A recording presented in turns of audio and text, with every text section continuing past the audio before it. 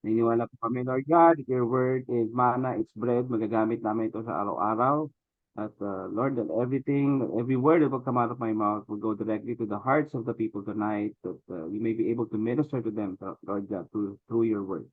Maraming salamat po. In this we pray, in Jesus' name. Amen. All right. So praise God. So ang title ko for tonight is Seeing and Believing. Actually, this is the title ng doon sa John 20. Doon tayo mag-start doon kay Thomas. Doon sa John 20 sa New King James Version kasi merong mga title yan, may mga subtitle. At ito nga yung ginamit ko, Seeing and Believing. I know I've taught on this before, but I really believe that the Holy Spirit needs to minister to us through these passages and through this teaching tonight. And I pray na, your hearts are open, talagang mas makita natin kung ano man yung message ng Panginoon para sa ating ngayong gawin ito. So, ang verse kasi na ito, actually yung passage na ito yung time na, just to give you a background, ito yung time na si Jesus Christ nag-rise na. Kumbaga, he was already risen from the dead, tapos na yung cross, and everything, tapos na nagpakita na siya kila Mary at sa mga apostles.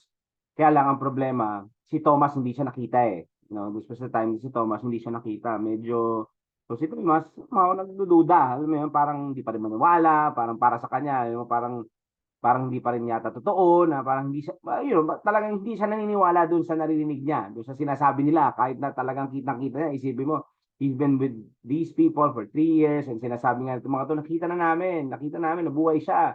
Pero itong si Thomas, ayaw, di ba? Ayaw niyang maniwala. Sabi, hindi, kailangan ko munang makita. Di ba? To see is to believe. Kumbaga, parang dyan yata nang galing yung salitang yan, yung kataglang yan, na to see is to believe. Ano?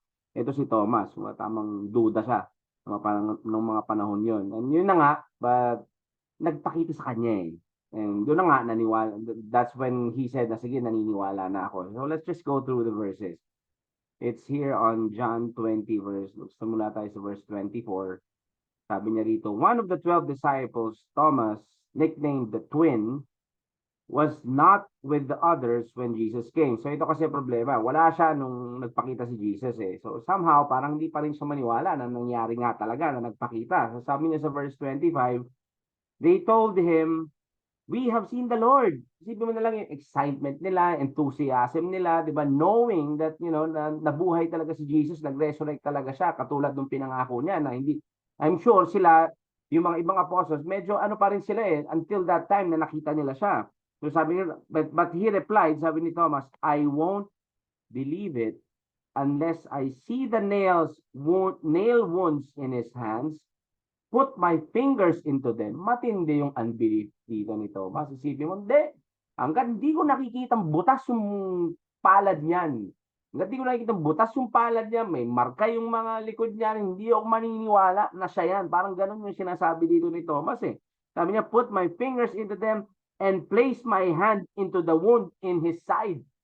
Alam mo yun, pati yung mga tama niya sa gilid. Sabi niya, hindi, hanggang di ko nakikita yan. Hindi ako maniniwala. So sabi niya sa verse 26, sa verse 26, let's go to the next slide. Sabi niya dito, 8 days later, the disciples were together again. So after 8 days, after nung, after nung nagkita-kita sila, and after nung sinabi nga nila, nakita nila si Jesus, so 8 days has passed. After 8 days, ito na. 8 days later, the disciples were together again. And this time, Thomas was with them. So this time, si Thomas nandun, kasama nila. And the doors were locked. The doors were locked, but suddenly, as before, Jesus was standing among them. Peace be with you, he said. Grabe itong moment na to. Alam mo, ang gusto kong bibilib din ako sa mga apostles dito. Just put yourselves doon sa, siguro madalas nangyayari din sa atin to. Nakita ko kasi rito, 8 days has passed eh. Isipin nyo magkakasama, kumbaga parang ako, kasama ko nyari si Thomas, nakasama ko si Jesus in 3 years, kasama ko sa mga apostles na nung taon tayo magkakasama, alam mo naman yung pangako ng Panginoon, di ba? Ito na nga sinasabi ko sa inyo, nag-rise na siya from the dead, and buhay siya, di ba? Nabuhay siyang muli. Pero ayaw maniwala. Isipin nyo, 8 days has passed, magkakasama pa rin sila. Eh normally, syempre, pag sa atin, bala ka na, huwag ka na sumama dito, ayaw mong maniwala. Kami na lang, iwanan na natin yan, ayaw maniwala. Pero dito kung titignan nyo, magkakasama pa rin sila. 8 days has passed. Kumbaga parang, eto naman si Thomas, hindi pa rin naman humihiwalay. So, ibig sabihin, meron lang naman siya sigurong hindi inkling, kasi sobra yung doubt niya rito, sobra yung unbelief niya rito. Pero sabi, sumasama pa rin siya. Siguro, umaasa pa rin siya na baka sakali nga magpakita. So, sumasama pa rin siya. Alanganin, kumbaga, nag-aalanganin siya.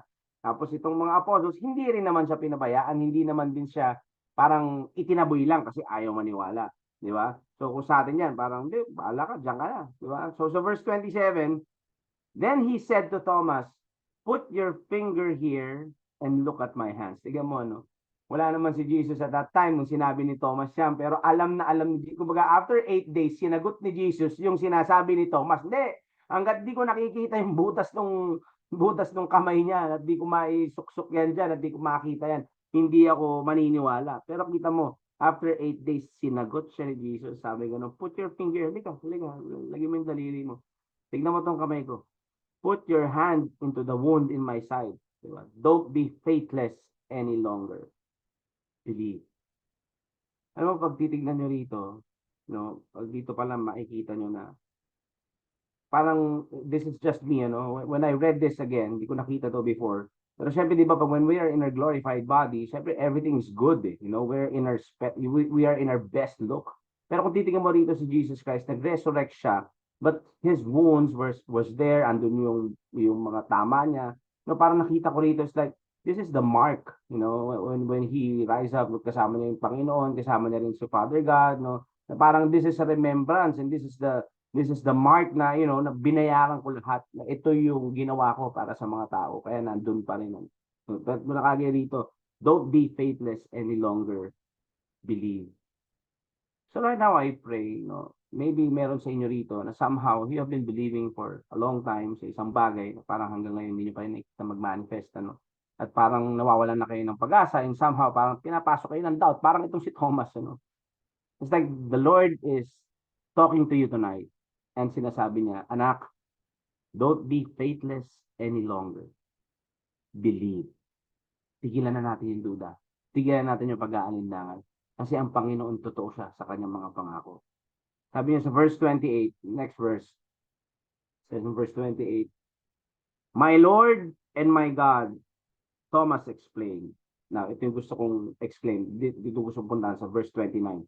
Then Jesus told him, because you have seen me, you have believed. But blessed are those who have not seen and yet have believed. Ang gusto kong makita natin dito kasi may tatlong klase, parang may tatlong klaseng tao na sinasabi ang Panginoon tungkol dito sa passage na ito. Na dito, na-identify na natin yung isa, which is Thomas nga. Ito kasi yan, gusto ko sa inyong enumerate, Meron kasi mga tao na maniniwala lang pag may nakita sila, maniniwala when they see, they believe when they see. Tapos ito nga si Thomas na ayaw maniwala hanggang makita nila. Kumbaga, yun na nga, to see is to believe. At yung isa naman, yung binanggit ng Panginoon na blessed daw. Sino daw yung blessed? Yung blessed daw yung mga tao na naniniwala kahit walang nakikita. The people who still believes even though they have not seen. And I truly believe na halos lahat tayo dito. Ito. Amen? And yes, meron na tayong mga nakita, pero yung intention ng puso natin, kahit wala tayong nakikita, alam natin sa atin. And that has been the thing that is keeping us together kasi lahat tayo dito naniniwala sa pangako ng Panginoon. Kaya ngayong gabing ito, these are the people that, that God wants to talk to. Ito yung gusto kong tayo, itong gusto kong kausapin ko kayo ngayon. Yung gusto kong kausapin ng Panginoon ngayon. Those of you who have prayed and somehow parang, you've been praying and somehow you're not seeing anything, parang no manifestations, kumbaga parang somehow walang nangyayari. Alam mo, parang bits and pieces lang. Okay, ito, parang, yung iba nga, parang kahit paano meron pa. Pero minsan may, parang wala. It's still there. Pero patuloy kayong naniniwala. Kumbaga, in the midst of trials or kung ano man yung kinaharap nyo ngayon, I don't know what that is, It may be your health or maybe a relationship or maybe sa finance yan or whatever that is, na kahit wala kayong nakikitang pagbabago, patuloy kayong naniniwala. Kasi wala man kayo nakikita, this is I'm telling you, hindi ibig sabihin yan na walang nangyayari. So Jesus wants to remind us tonight. Jesus wants to remind you tonight You know, sabi niya kasi, blessed are those who have not seen and yet have believed. I just want to say to you, you're blessed. When you say you're blessed, yung empowerment for you to be able to withstand all the wiles of the devil, the fiery darts of the enemy, meron ka. Blessed ka with every spiritual blessings in the heavenly realm. Blessed ka with the mind of Christ. Blessed ka with the grace to create wealth. Yan ang meron ka. Amen? You see, madali kasi maniwala pag may nakikita ka eh. Kung okay, ano, pag okay lahat, maayos lahat. When you pray, you see it happen. Praise God, di ba? Yung everything, finance is good, family, health, everything is good. Ang daling maniwala, di ba? It's so easy na parang yes, talagang yes, naniniwala ako. May mga kilalang, alam mo, may mga kilala nga akong ibang mga leaders, ano, somehow. Nagkaroon siya ng doubt sa puso nila kasi nga, pag nagkaroon siya ng doubt sa puso nila, somehow yung joy nila nawawala. Nawawala yung joy nila hanggang, dahan-dahan nilang hindi na nakikita, nakakalimutan nila yung mga pangako ng Panginoon para sa kanila. And these are the people who are somehow confused when they don't see anything happening. Kumbaga parang wala sila nakikita eh. So now, kung ikaw to, kung somehow ikaw to, nilalaban mo naman. Well, the Lord wants to talk to you tonight. Andyan siya. Continue to believe. Have patience. Lahat naman tayo dumadaan sa ganito. Ako mismo dumaan sa ganyan. Actually, ako mismo dumadaan pa rin naman sa ganyan. It's just that we have been blessed. Blessed tayo and we renew our minds.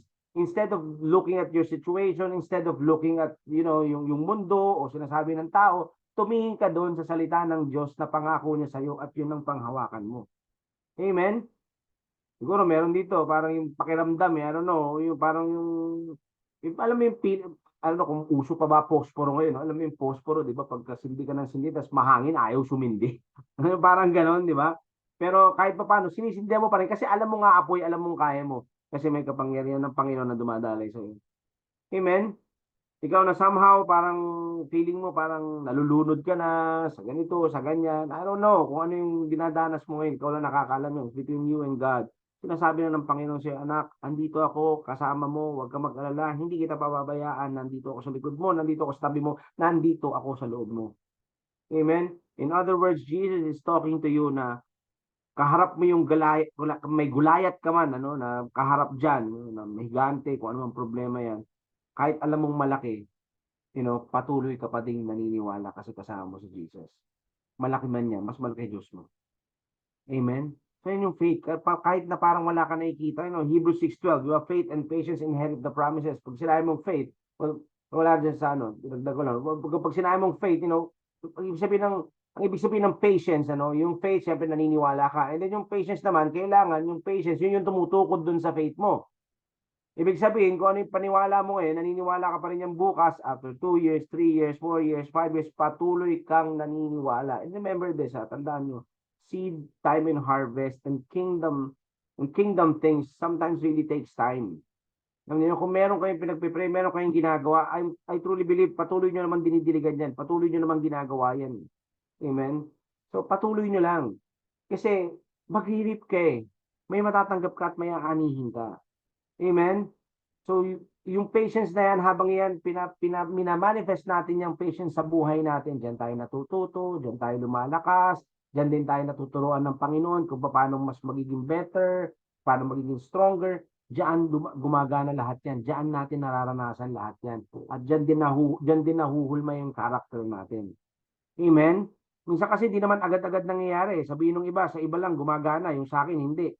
Di ba? Parang gano'n, ginawa ko na lahat. Ayan, kaya pag sinabi mong ginawa mo na lahat, ikaw kasi yung gumagawa Hayaan mong ibigay mo yung weight mo sa Panginoon. Yung weight ng problema mo, ibigay mo sa Panginoon. Kasi kung bigat na bigat ka pa rin hanggang ngayon, that is just an indication na hindi mo pa nabibigay sa Kanya.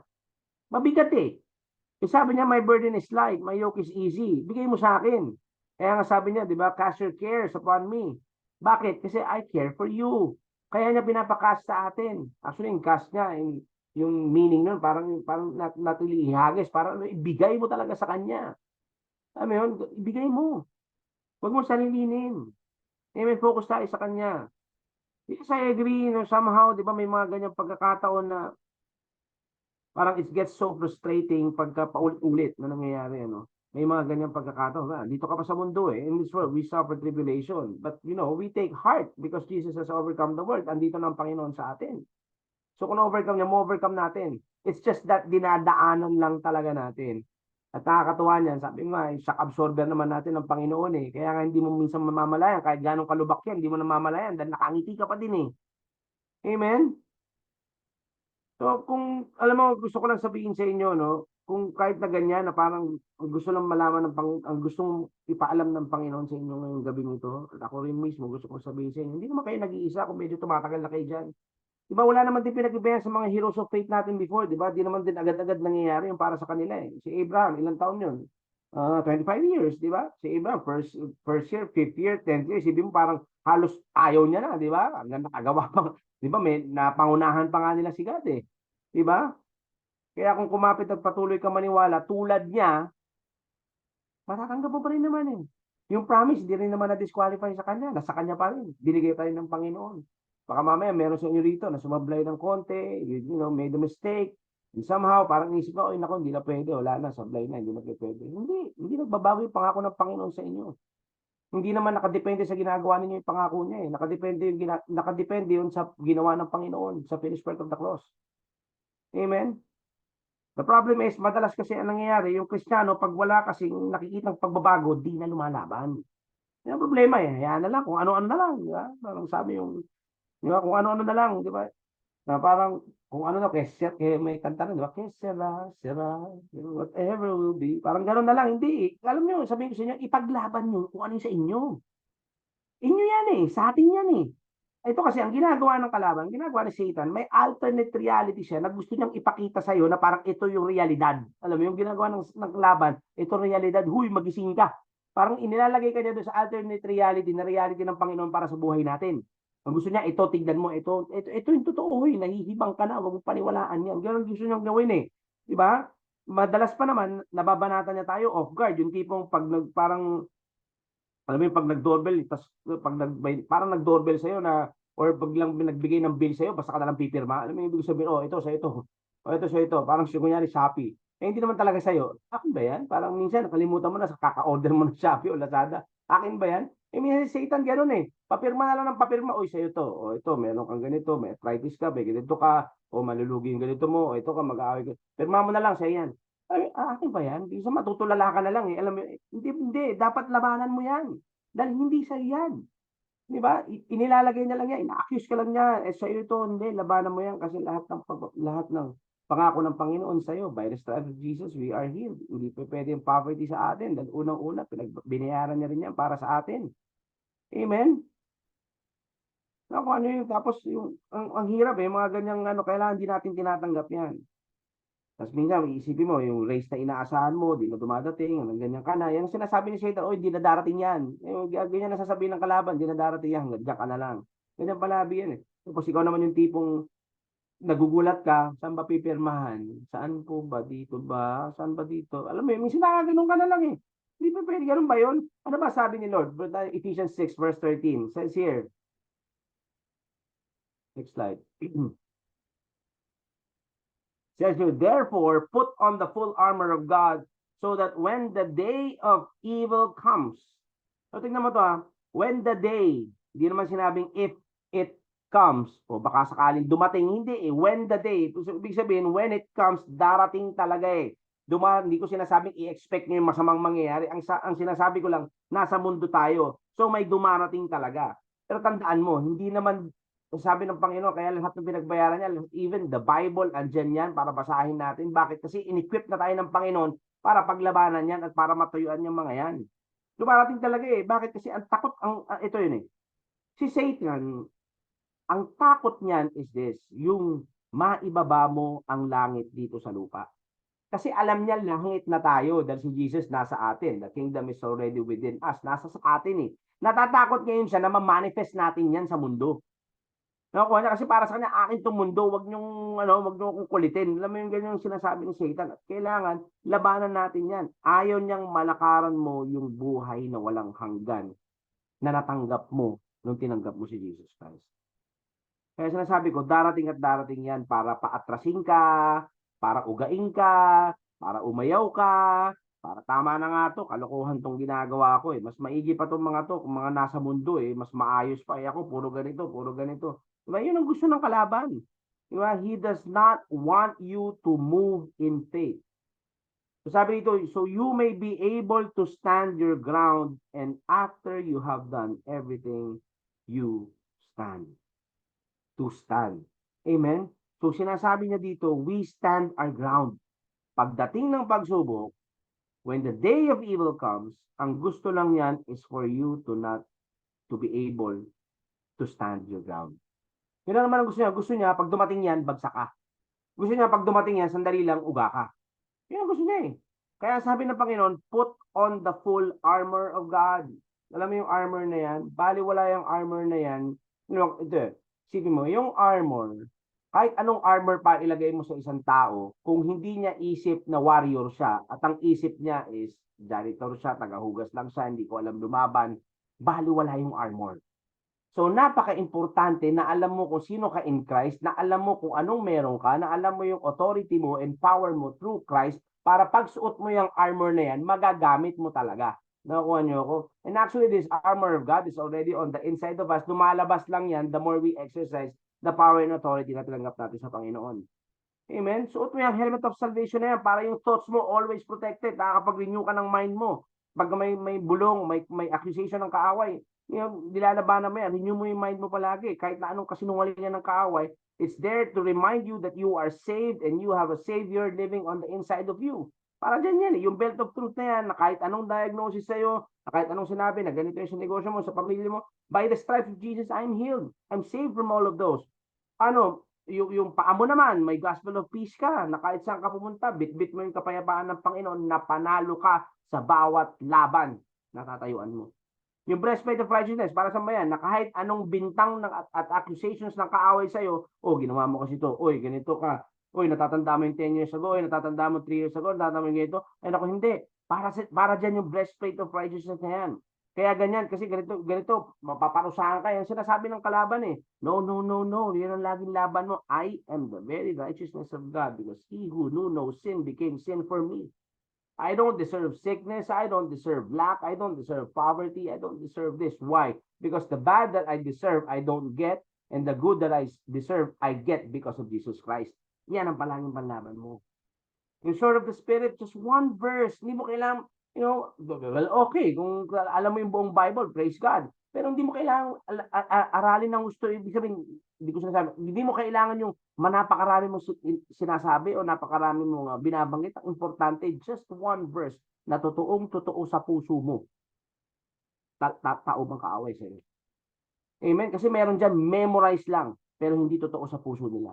Meron dyan, inaral lang, pero hindi naman naging totoo sa puso nila. Meron dyan, ginamit lang, para lang may panglaban lang sila o may pangdebate lang, pero hindi totoo sa puso nila. Kasi just one verse na totoo sa iyo, no weapon formed against you shall ever prosper. Kahit gaano pa karami verse ang alam nyo, kung di totoo sa inyo yan, baliwala. Nagiging lang yan, nagiging parang maliliit tong araw, yung balisong na hindi na espada, yung stainless na diba? Parang gano'n. Yung shield of faith, di ba? Kahit ano pa nakikita ko, hindi ko man makikita, patuloy akong maniniwala. Yan yung shield of faith mo. Amen? Na hindi, wala ka pa man nakikita. Kaya nga Hebrews 11:1, faith is the substance of things hoped for, the evidence of things not seen. That is what we have, yung shield of faith na yan. Kahit hindi mo pa man nakikita, yung hope na yan, Bible hope is the confident expectation of things to come. Alam mong darating kasi alam mong iyo. Naniniwala ba kayo doon yung mga bagay na sa inyo?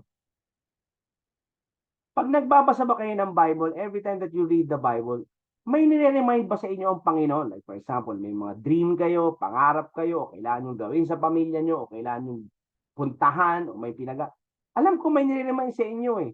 It doesn't need to be a specific verse. Ang sinasabi ko lang, may sinasabi at kinakausap ka ng Panginoon sa mga pinagagawa niyo sa inyo. Sinasabi ng Panginoon, anak, you are equipped to do all this. Amen? Kahit hindi mo man nakikita, patuloy kang maniwala. Blessed is the man who does not see and yet believe. And then what? Pray, diba? And then what? Pray in the Spirit. You know, kapatid, ano man yung iniinda mo ngayon, it's just this. Kung ano man yung, kung may iniinda ka, I don't know, pwedeng health yan, pwedeng isang kaibigan ko, may gout yan, yung mga, kung may iniinda ka ngayon, o iniinda mo sa negosyo, iniinda mo sa, everything, iniinda mo yung pambayad ng kuryente, o iniinda mo yung, kung ano man yan, alam mo yun, maniwala ka, in Jesus' name, breakthrough is now yours. Hindi yung nag-pray na ako, yung ano, wala, ganun pa din eh. No, you continue to believe. When you pray, believe you received. Amen? Remember, hindi yan sa kung anong nakikita mo, it's what we believe because we walk by faith and not by sight. Remember, if you go back to Daniel, remember si Daniel? Diba, the moment that he prayed, nagpadala na ang Panginoon. Bakit ba nahaharang? Nahaharang lang. Nahaharang lang ng kalaban, kaya naaantala. Kaya kung meron man tayong dinideclare, kung meron man tayong ipipray, after we have declared, ang i-declare lang natin, tigil-tigilan mo ko Satanas sa kakaharang mo in the name of Jesus Christ. Pinagbabawalan kita, lumayas ka. Amen? Tanggapin mo kung ano iyo. Blessed is the one who believes and has not seen. Kapatid, gaano man, kung ano man ang situation mo tonight, you know, or baka kahit hindi ikaw, no? Kahit hindi ikaw man, baka mahal mo sa buhay and no, somehow baka mamaya nadadamay ka dun sa dinadanas niya. Alam mo, kaya nga we bear each other's burdens din eh. Paano mo ginagawa yun? We bear others' burden by giving their burden to Jesus.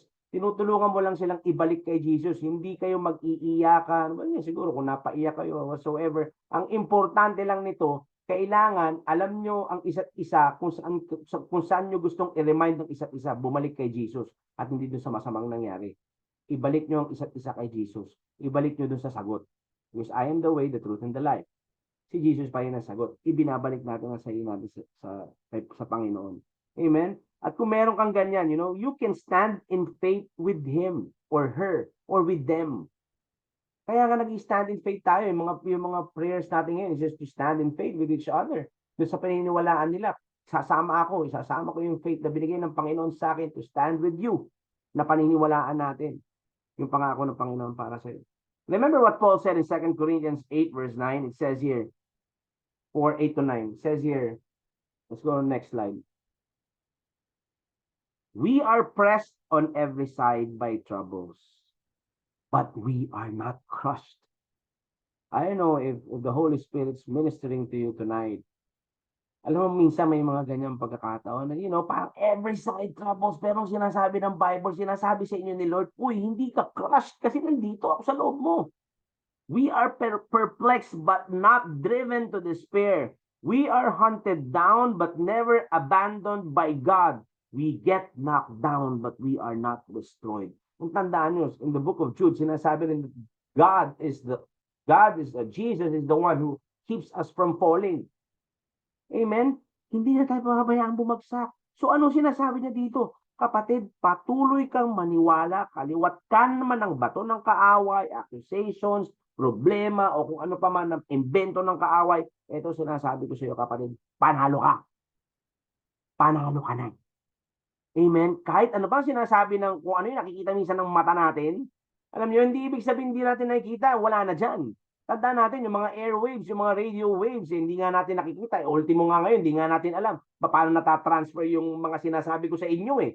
Di ba? Wala namang wire na nakakabit dito sa ano. The only wires na nakakabit dito sa CPU ko is yung sa keyboard and sa mouse. But yung mic wala na, wireless na lahat eh.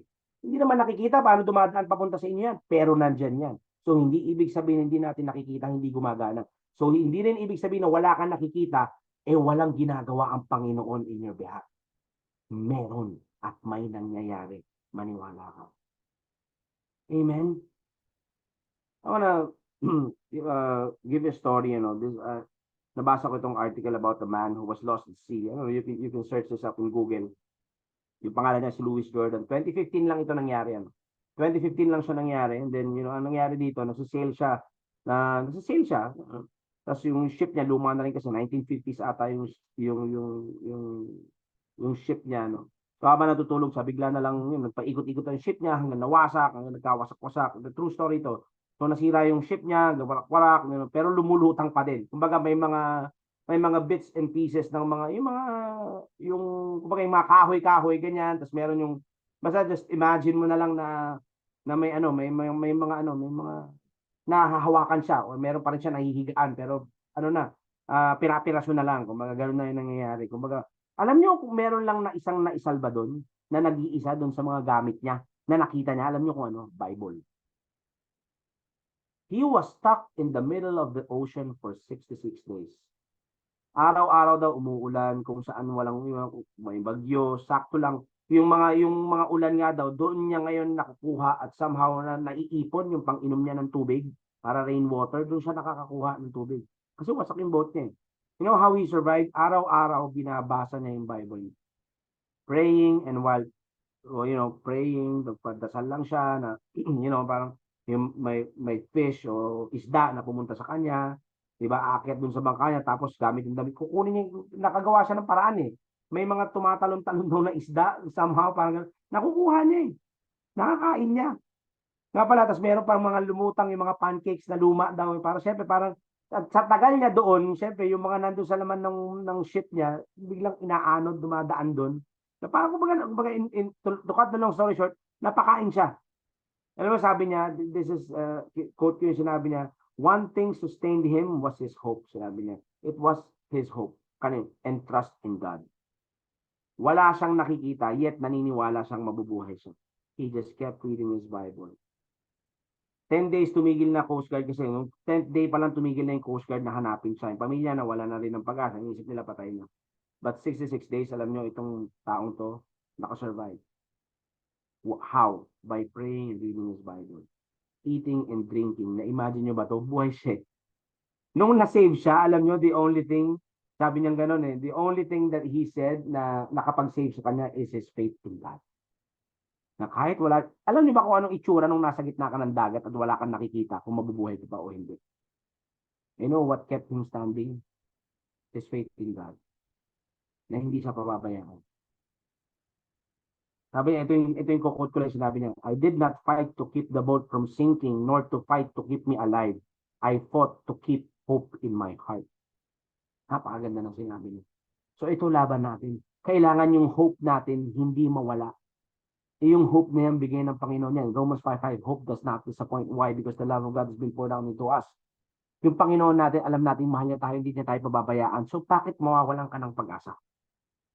Amen? Alam mo, kailan siya natagpuan siya Resurrection Sunday. May nakakita sa kanilang container ship, tapos nakita siya ng Coast Guard, na rescue siya. Wala siyang injury. Broken collarbone lang meron, tapos na-dehydrate lang ng konti. So, yung condition niya, it really amazed everyone. Na-amaze sila. It was 66, I don't know if it's a coincidence, 66 days siya sa dagat, 66 books in the Bible. So I don't know kung coincidence yan, di ba? Tapos Resurrection Sunday pa siya nakita. Kasi kung tutuusin, para rin siyang nag-resurrect. Kasi akala patay na siya eh. Alam mo yun? So what I want us to see here is, blessed is the man who does not see and still believes. Yung buhay na usapan doon nabuhay pa siya. Tayo pa kaya na yung problema natin, ito lang. Nakuha niyo ko?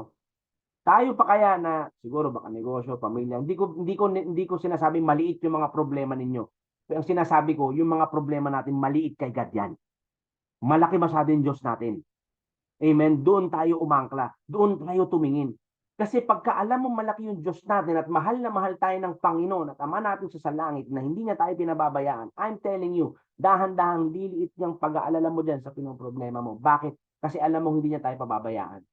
Paano ba niya tayo hindi pababayaan? Araw-araw binibigyan niya naman tayo ng karunungan kung paano malulusutan at kung paano maaayos at kung paano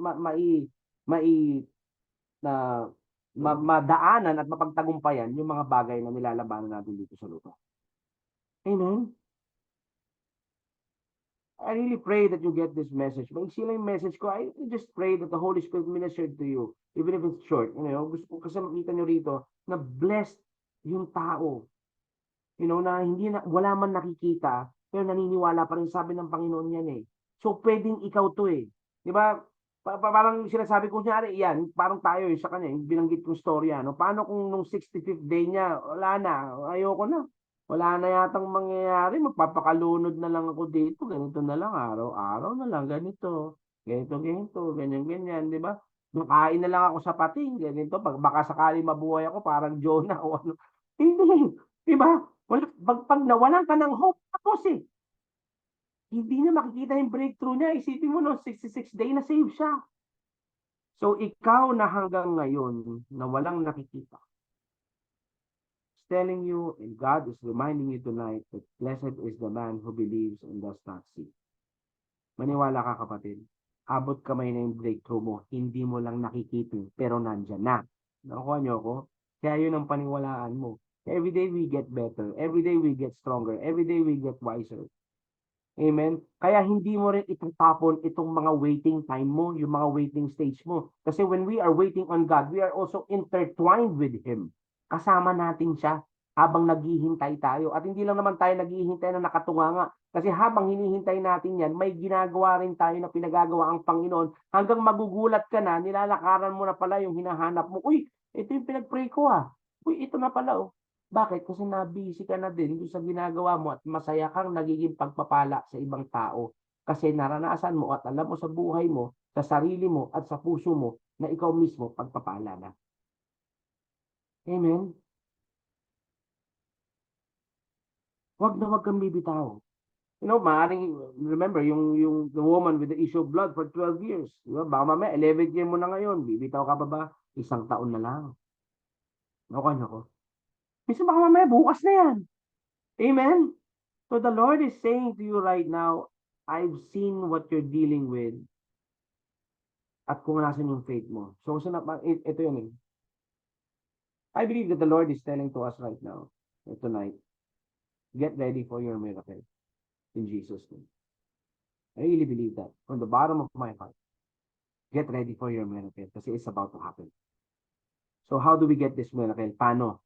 Paano natin matatanggap to? Remember Mary and Jesus at the wedding. The very first miracle of Jesus. Anong sinabi ni Mary? Anong sabi ni Mary? Sa John 2. Naano lang natin to, verse 3. The wine supply ran out during the festivities. So Jesus' mother told him they have no more wine. Dear woman, that's not our problem. Jesus replied, sabi ni Jesus, my time has not yet come. But then in verse 5, next slide. Says in verse 5, wala. Sige, basahin. Hindi na isama. Basahin ko na lang. But his mother told the servants, the verse 5, it says, do whatever he tells you. So this is what God is telling us tonight. Do whatever he tells you. I know that is between you and God. Hindi ko alam kung anong pinagagawa ng Panginoon sa inyo. Pero you want your miracle? Yung sabi ng Panginoon, do whatever He tells you. Jesus is the Word. What does the Word tell you? Remember, faith without works is dead. What is the work of faith? Believe. What's the fruit? Breakthrough. Miracles in your life is about to happen. Amen? Do what He tells you. Amen? So let me pray for you guys tonight. Minsan kasi tinatanong natin, ba't andito ako? Bakit may ganito? Ba't may ganito? Ba't may ganyan? You know what? God is on your side. The God who makes the impossible possible is in you. Nandyan siya. So mga kapatid, do not fear. Our God is able. You may not see it now, but you have to believe it will come to pass. Amen. Believe it will come to pass. It is coming to pass. In Jesus' name, He works all things for good to those who are called according to His purpose. Amen? Tandaan niyo si Jericho, di naman bumagsak agad yun ng unang ikot lang eh. Di ba? Una, dalawa, tatlong araw, they kept marching, di sila tumigil. Ganon din tayo. So right now, in the name of Jesus Christ, I speak wisdom upon you right now in Jesus' name. I speak the blessings of the Lord na mag-manifest sa buhay mo ngayon right now in Jesus' name. And give you the peace that transcends all understanding in Jesus' name. Amen? So ganun din tayo, huwag tayong titigil. Only on the 7th day when they blew the trumpet when the wall came down. So naniniwala ako, same thing with that addiction, kung meron man, with that poverty mindset, kung meron man, that wall of sickness, that wall of poverty, that wall of accusations, that wall of mistakes of the past, it is now falling down in Jesus' name. Amen. Yung anak mo na kung meron man na anak mo, anak ng kapatid mo, o ano man, rebelde, galit sa'yo, may tampo, today is your day. Receive your breakthrough, receive your miracle. So ito yung sabi ko kanina, let's all agree in faith tonight. Everything that I'm saying, everything that I'm declaring, let's agree in faith.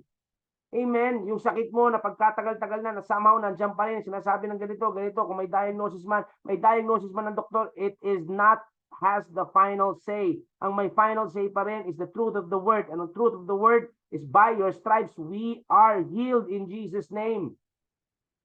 Amen.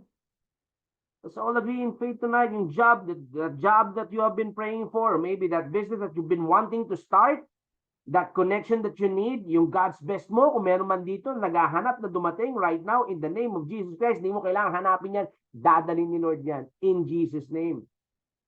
Amen. Amen. I want to pray for you tonight. I don't know if you want to stand up or just raise your hands. Bago tayo mag-start, Just let's just all lift up our hands, and receive this miracle in Jesus' name. You know what? We can pray in tongues. Pray in tongues. Let's all agree in faith. Agree in faith. Panginoon, maraming salamat, Lord God. Naniniwala ako, Panginoon, naniniwala kami lahat dito, Panginoon, that the things that they have been praying for is now coming to pass in Jesus' name. That sickness has been healed in Jesus' name. That poverty is now being thrown out in Jesus' name. It is not allowed in our life. Every lack in our life is not allowed in Jesus' name. In Jesus' name. Panginoon, maraming salamat po. So right now, you pray, pwede kayo mag-pray, lahat ng pinag-pray nyo, just speak it. So speak it, declare it. Amen. We are all in agreement here. Tama-tama kayo nag-open tayo nung sa worship ni Brother Secho, and he was singing in tongues. And I believe right now, lahat, every word that came out of your mouth and every prayer that has been said tonight, I agree in faith in Jesus' name, it is coming to pass. Amen and amen. Kaya mga kapatid, ngayong gabing ito, ngayong araw na ito, let's rejoice. And this is my last verse, Psalm 118 verse 24. This is the day the Lord has made. Let us rejoice and be glad in it. Kung naalala nyo, yung kay Jehoshaphat, ang ginamit niya worship team. Worship team yung nauna, nagpapasalamat. And they, natalo nila. Diba? Natalo nila yung tatlong army. So this is what we do, starting tonight. Rejoice. Be glad. Bakit? Kasi ito yung araw na nakita mo in your spiritual eyes yung sinasabi ng Panginoon na pangarap niya para sa iyo. Amen. I really pray that you got this message tonight. And I pray that somehow it stirred up our faith and continue to hold on to God's promises. Huwag kang bibitaw, kapatid. Baka nga mamaya niyan kailang alinlangan ka na pala. Praise God. At ang Panginoon, hindi ka niya pinababayaan. Hindi ka niya iniwan. Amen? Amen. Amen and amen. Thank you, Jesus Christ. Amen. Praise God. That is what I have for you guys. Brother Seth? Amen and amen. Man, I'm reading all your comments, but I couldn't just type anything in. But man, the conversation is really good. And wow, it's just amazing what the Lord is doing in each of our lives that we're even though we don't see it yet, we're believing in it. Even though it's not happening yet, di pa nangyayari, we're believing in it. And I was reading in Luke chapter 4, verse 18 in the Passion Translation. I'll just read a part of it. It says here, "The Spirit of the Lord is upon me, and He has anointed me to be hope for the poor." Right? So you are the hope of the poor. Man, that's crazy, right? Like, can you ever Think about that. That you're Ganda actually nun, bro. somebody's hope. Ganda nun. Diba? Grabe. And do you see it? Do we see it? Do you see that for yourself? Right? Are other people starting to see it? Like I'm just looking at you guys, and your families are starting to see it. Your children are starting to see it. Your neighbors are starting to see it. Your office mates are starting to see it. There is hope. Diba? There's hope. Pwede pala maging ganito. Pwede pala maging patient. Pwede pala maging understanding. Pwede pala maging loving. And that's what Jesus is showing us. Diba? All of these things are possible to him who believes. So I don't want to take much of your space, but uh, Pastor Match, it's such a powerful message. And ano ba sabi mo nung ano yung sa Tagalog sa bandang huli? Parang ang ganda ng pastor eh. It Ayun was dun. catchy.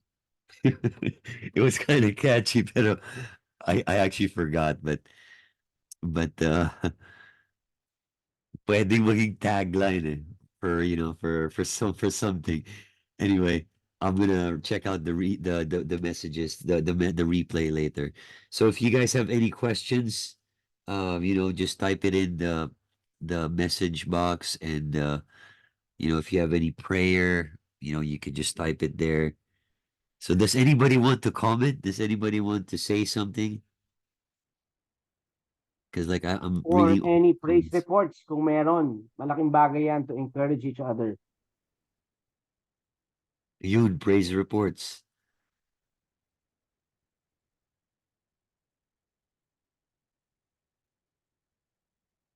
Does anybody have any praise reports? So if you guys have praise reports, it's such a blessing to hear that.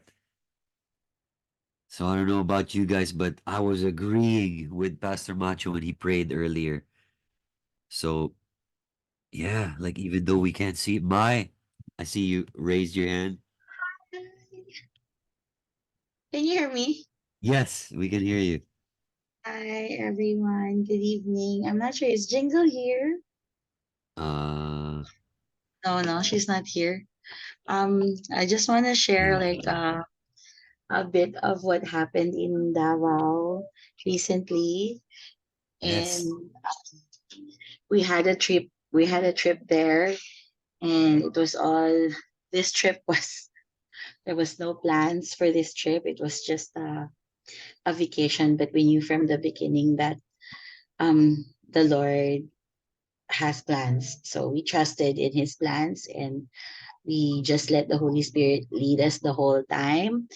And we were led uh to Bukidnon.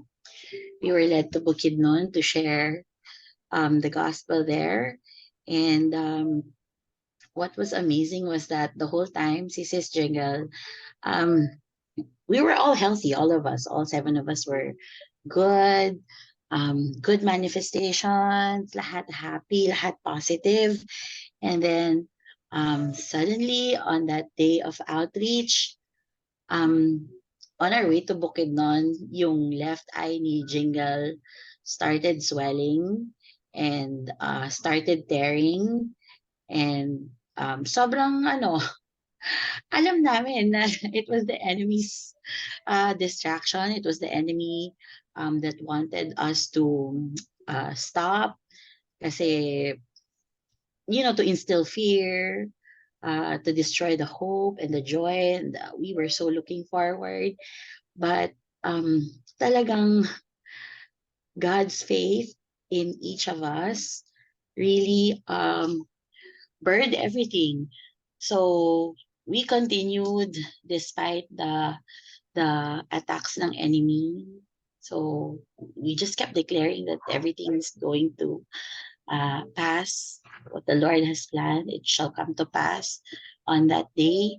And for the rest of the trip, so the outreach was a success. It was all glory to the Lord. Testimonies were shared, and we were able to reach like hearts of others doon, and a lot of people humbled their lives to the Lord. And I really praise God. Ang ganda talaga na nangyari.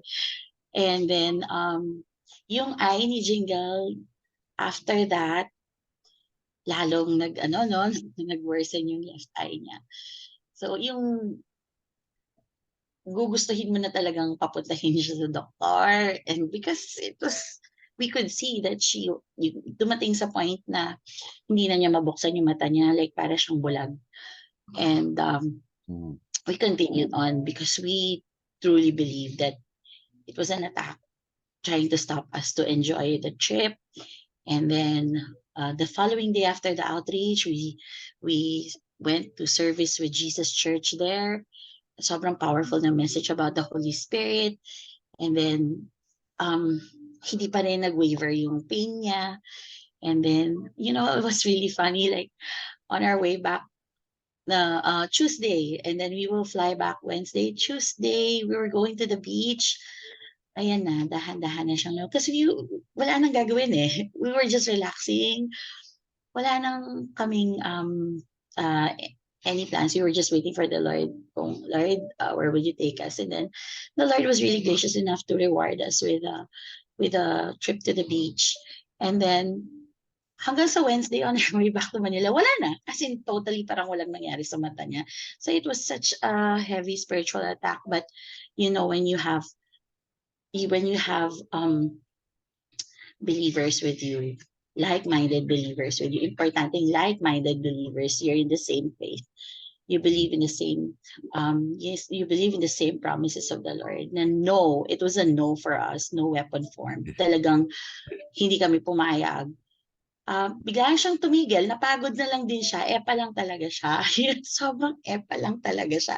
So that's such a, we just want to encourage everybody na don't waver in your faith. Stand firm tayo. It can easily distract us a few hours pa lang, a few moments na in pain, diba?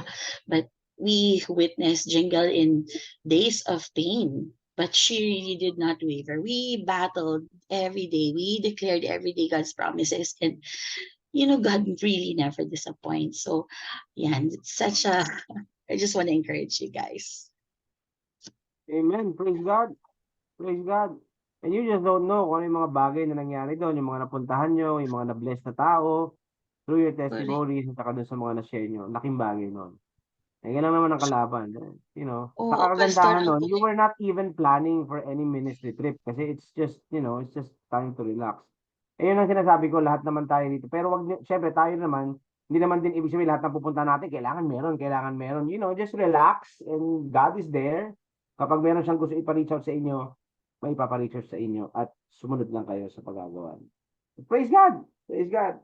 Although that's Wow. one heck of a battle, ano?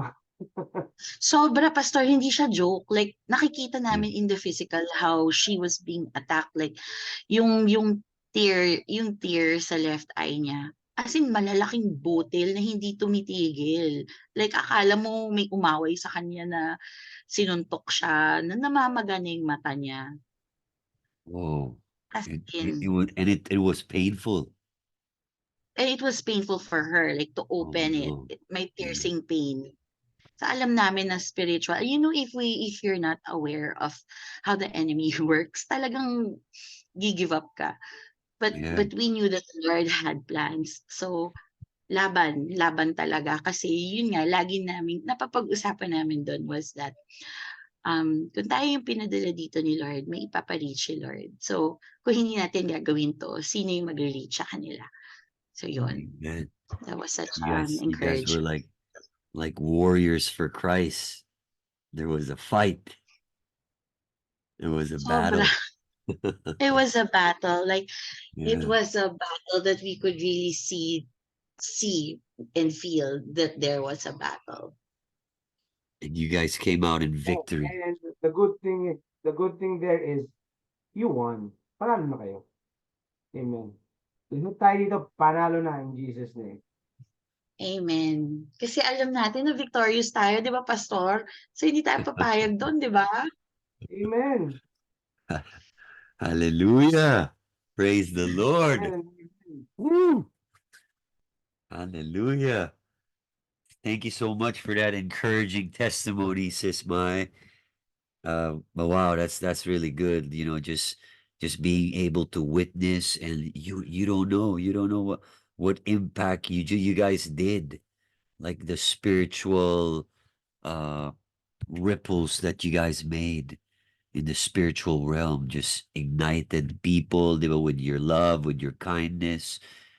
Di ba, alam mo yung kahit smile mo nga lang eh. Di nila maintindihan, bakit ba smile ng smile yung tao na to? Di nila, di nila Hindi mag-gets. naman sira ulo, no? Praise God. Kaya Totoo. doon mo makikita kung kung gaano mag-manifest ang Panginoon sa'yo. Tingin lang tayo kung sino nandun sa atin. Saka kailangan kaya niyong makita yung sarili niyong pagpapala. Kailangan kaya niyong makita yung sarili niyong pagpapala kayo sa iba. Kasi yun ang tinatanggal ng kalaban din, yung confidence natin kay Christ na pagpapala tayo.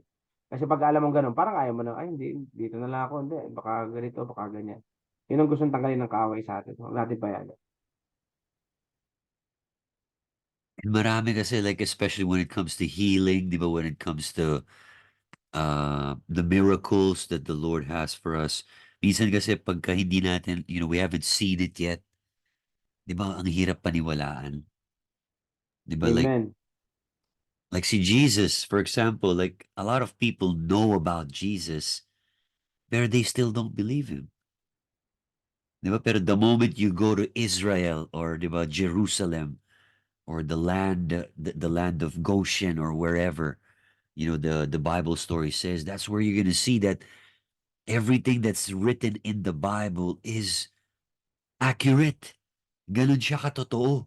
'Di ba? Like, yun yung mahirap. Minsan tingin natin sa Bible, it's just like a book of, like, I used to look at the book, the stories of Jesus like a fairy tale in my old church, right? Like I don't know about you guys, pero whenever I saw Jesus cast out demons, heal the sick, raise the dead, like I never saw it in my old church before.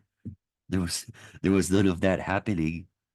And di ba, like it was like a fairy tale. Pero the moment you start seeing that with other people, di ba, you're gonna start to believe the Bible even more.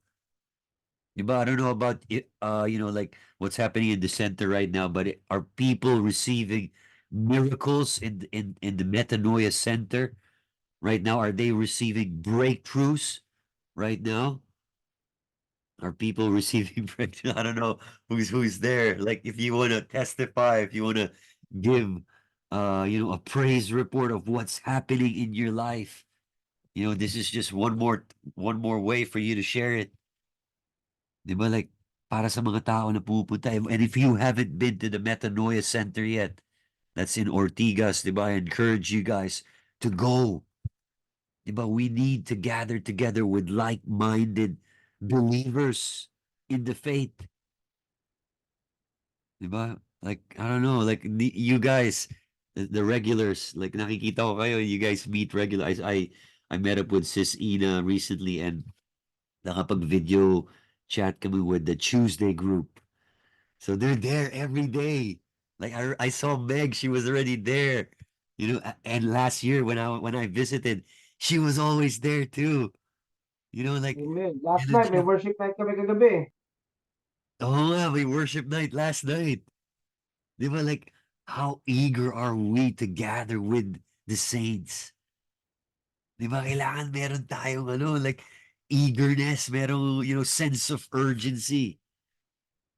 Di ba, like, last time I visited, si Yoli prepared, chicken curry for me. That's my favorite food in the Philippines. Di ba? Sabi ko, wow, Nakakagutom naman yung curry na yan. grabe, bro. Pinaghanda ako ni Sis Yoli. Like, I was like, wow, thank you so much. Ang sarap nun. Di ba? Parating maraming pagkain sa center.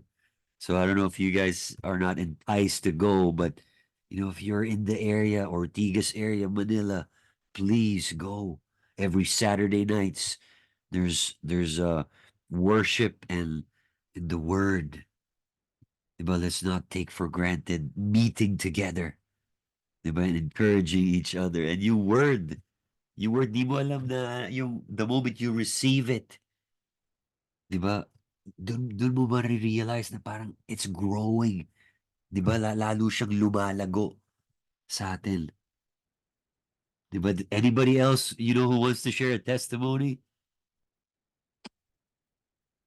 Meron ba? Meron bang mga testimonies or praise items that you want to praise the Lord for?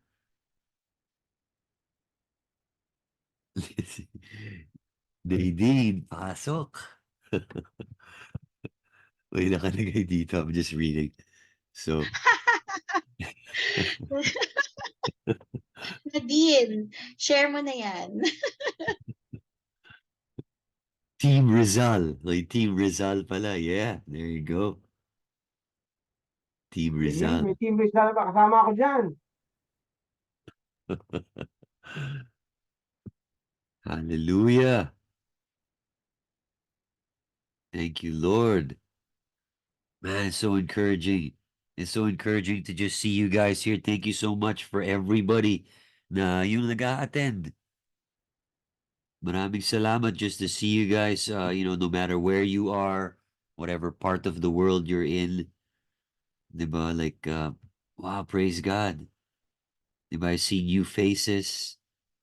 So we welcome you here. I want to sing Welcome to the Family, but I think that's like super old school.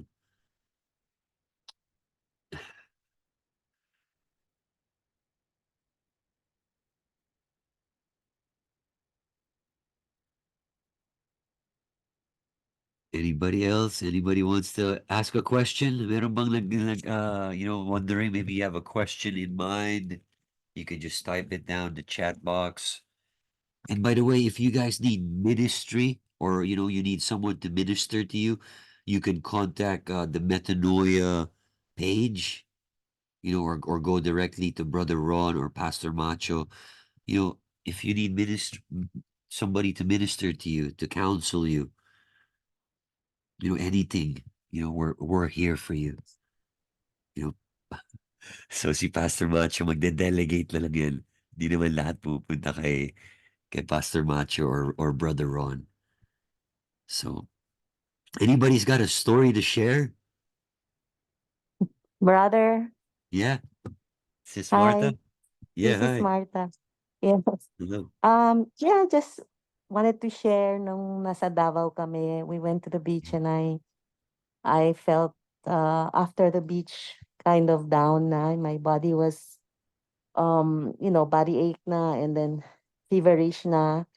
And I just wanna share that once Sis Mai and Sis Jingle prayed over me, I went to bed right after, not right after, maybe a couple of hours later, and then um my fever just broke. Um and it was really the agreement, upon me that and of course God's hand upon me to heal me right away. The next day I was fine already, up and about and doing other errands before coming home. So yeah, I just wanted to remind everyone that agreement is really so powerful, and especially if coming from your sisters and brothers that are standing in the same faith with you. So yeah, that's all. Yes, thank you so much, sis, for sharing that, Sis Martha. That's so Sure. encouraging. Like, but that's exactly what we're here for, diba? To exercise the power and authority that Jesus has given us. Diba? That's what we're learning, diba? Lahat tayo natututo pa rin tayo how to use the power, diba? The dunamis power. The dunamis power is like, it can be described like, you know, uh, a storm, or, like a weather, uh, tidal wave, or, that type of power that's like a natural disaster. You know? Yes. I also wanted to share a portion where Sis Mai, 'di ba she mentioned about Sis Jingle? Yeah. Okay, so we didn't know what we were gonna do in Davao, right? We really had no set like a plan or anything. We were just going to wait on the Holy Spirit to lead us to whatever the Lord wanted us to go. So I was just, at the sala walking by, and I saw a Bible, the Bible of Sis Jingle, and I said, "Hey, sis, that's a nice Bible. I like your Bible because it's thin. Mine is so fat." Sabi ko. And then I said, "Where did you get that Bible?" And she said, "Oh, Sis Ness gave it to me." And I said, "Oh, wow, Sis Ness." So anyway, fast forward, she decided to call Sis Ness, who is based in Mindanao, right? And so they got to talking, and then eventually, Sis Ness invited us to go to Bukidnon to minister there. And slowly everything just fell into place. And right before that, I had spoken to my Christian friends in Davao, and they've always wanted to know how to go about ministering, right? Because Yeah. their heart is to minister, but they just don't know where to begin, like how to go about it.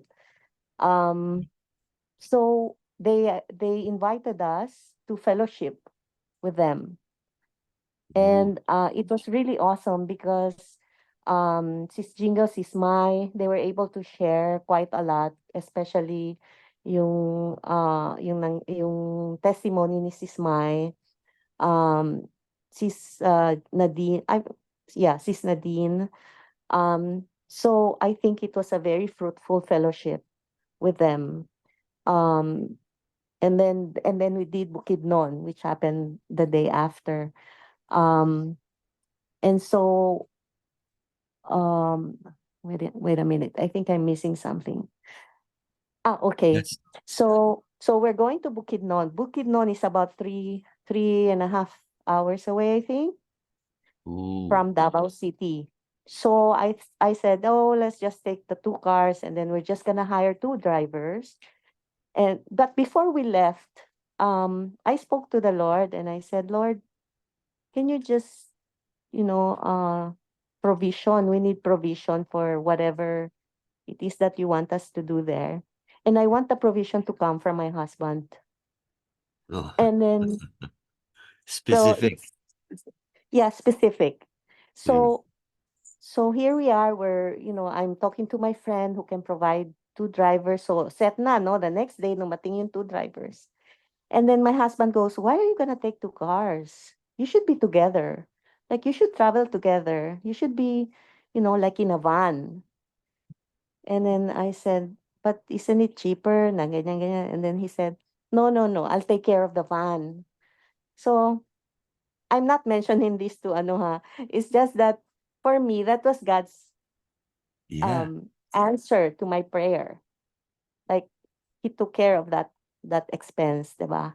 Wow. So Yeah. it's just amazing how God works, these things that we normally don't even think about. So I was just happy now we had the two drivers for my friend and we just had to pay them X amount of money, and then so anyway, so we were able to go to Bukidnon together.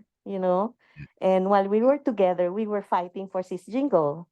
So it was really a battle because syempre, you don't want naman your sister to be there on the side battling alone, 'di ba? So we were all praying for her and declaring over her, and so the Bukidnon outreach, sorry. Yeah. The trip there was really awesome because Sis Nadine was handling the youth, which is really her calling. And Sis Mai was like, she couldn't, the Sis Ness said that the children stayed put. Normally, short ang span of attention ng mga bata, 'di ba? But when Sis Mai was speaking to them, they were all listening. They were really nakafocus sila sa kanya. Yeah. And it was really God. And then it was under the trees. It was so beautiful. It was just an open area, Yeah. and parents were there, and And yeah, and I got to talking to one of the sisters there. Her name's LB. She was a drug user, like a heavy drug user.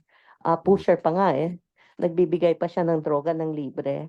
And but she had an encounter with God, and totally overnight she gave up the vice, and she had no desire for it any longer. Her desire was to be a good example to her children, and she's still doing that. Praise God. So yeah, so I spent some Wow. time with her, and then Sis Jingle, of course, he also spoke to everyone there, and we were able to meet the husband of Sis Ness. He is a pastor, and so in all of this, we gathered that he needed to be connected to other pastors to actually. I think it was Sis Mai who encouraged him and Sis Jingle to connect with other pastors to boost him and to encourage him to continue. Yeah. Um, in yeah, so um, what what we did was or yeah, we invited them to come over on Monday for fellowship with Jesus Church, the pastors from Jesus Church, no? And so, I mean, I really did not expect that they would really come. In the back of my head, I said, wow, that would be like on a Monday, so on and so forth. But then again, the pastors from Davao, the husband of Cisnes is from Davao.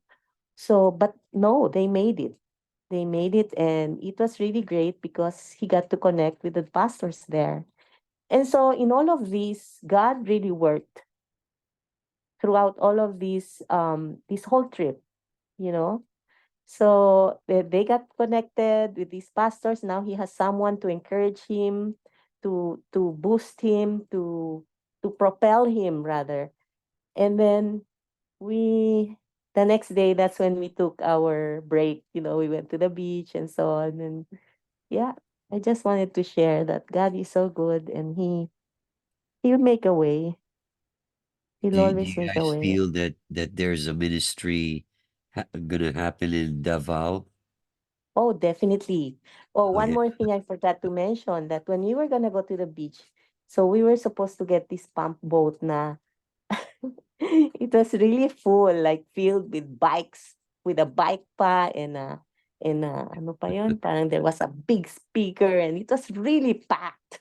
Mm. Parang in my head, I was like, I can't imagine all of us fitting there and we couldn't even pass through, right? And then And then you go, why don't we ask another boat? Like for the day. And somehow, I don't know if it was Sis Mai or Sis Jingle who talked to the one of the boat um owners, and pumayag siya for a minimal amount. Back and for going there and coming back. Waiting for us lang ha. And then eventually, at the end of the trip, back from the beach, we found out na Christian pala sila.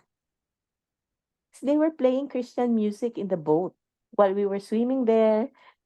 Yeah. It was really God's hand over So looks everything. like Just looks so like you guys amazing, are that gonna be back. favor. Huh?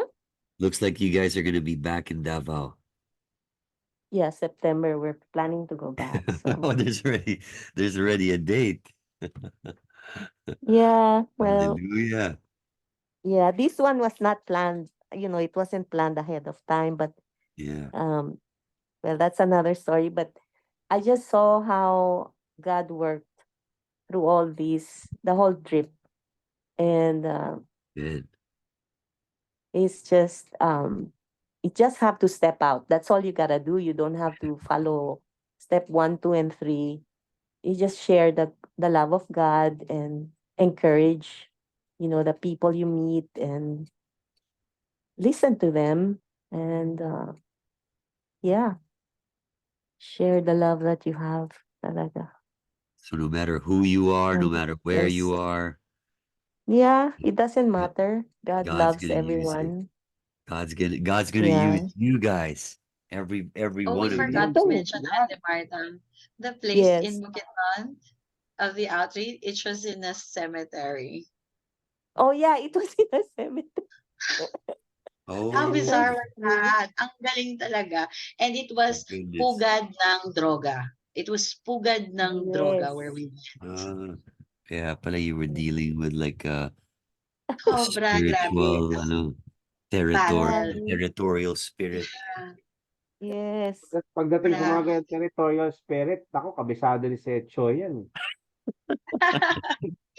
Hey, I got some really good teaching, which I think I'll share some metanoia Viber chat about Go, Nephilim. go, go. You know, it's really Mhm. good.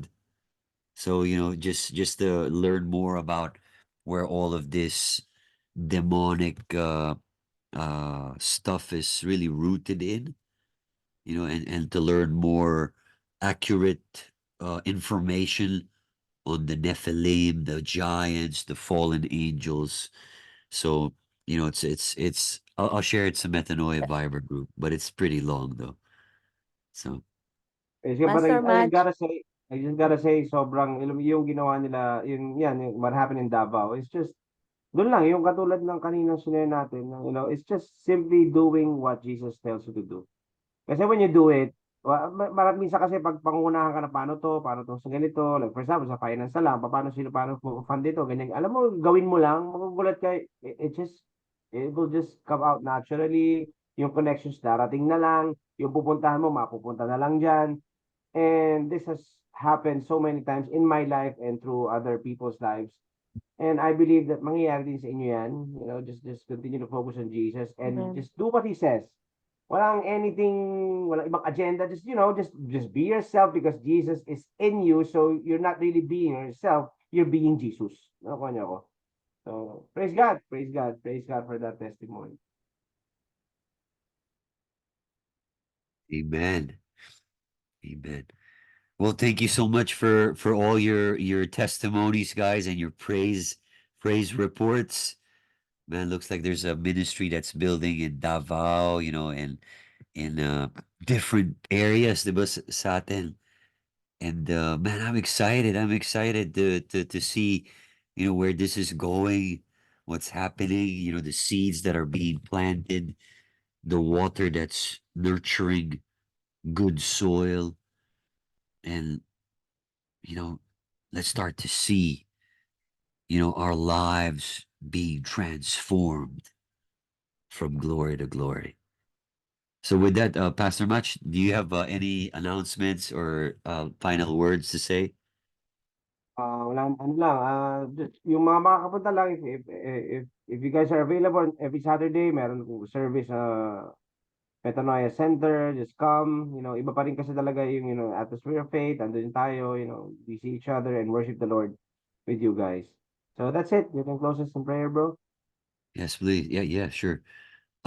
Yes, please, you know, please, if whoever's there, you know, you have time to go to Ortigas on a Saturday afternoon or evening, you know, please go. It's gonna be life changing. So with that, you know, let's join our hearts together. Father, this is the day that the Lord that you have made, and we will rejoice and be glad in it. Thank you, Father, para sa mga buhay, Panginoon, ng aming mga kapatid dito right now in this Zoom room. Father, we thank you, Lord, for your grace that's just flowing in each of our lives. No matter where we are, no matter how we feel, no matter what you think, God loves you. He cares for you. He sent his one and only son to die for you. And he's given us a promise, the promise of the Holy Spirit who will help you at all times. If you haven't received the Holy Spirit yet, just start to raise your hands right now. Holy Spirit, fill them right now afresh. Fill them afresh with your fire. Flow right now, Holy Spirit. Jesus, baptize them right now in the Holy Spirit and fire. Right now, we declare, Lord, just an infilling of your grace to flow. We thank you, Holy Spirit, that you are our comforter, you are our counselor, you are our helper, you are our defender. We thank you, Holy Spirit, that you are with us at all times. And Father, we thank you for every person here tonight. And we pray that the seed that has been planted to see and believe will continue to grow in our hearts. In Jesus' name we pray. Amen. Amen. Amen. Amen. Amen. Thank you, everyone. God Amen. bless you. Good night. Thank you. Good Pastor. night.